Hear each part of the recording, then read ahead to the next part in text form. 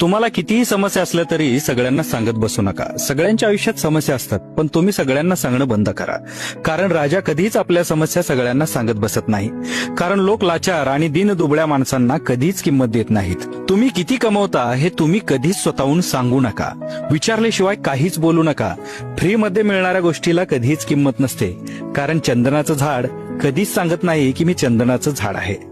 तसंच आपण न बोलता खूप काही बोलू शकतो आणि न बोलता त्या गोष्टीचा खूप प्रभाव देखील पडतो.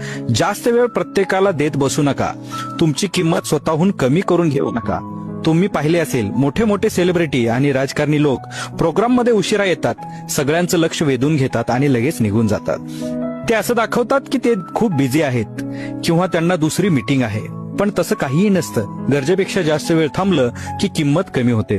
म्हणून जास्त वेळ कोणालाच देऊ नका. बाहेर कुठे जायचं असेल तर कपडे चांगले असू द्या. कारण जोपर्यंत तुम्ही स्वतःला किंमत देत नाही तोपर्यंत लोक तुम्हाला किंमत देत नाहीत.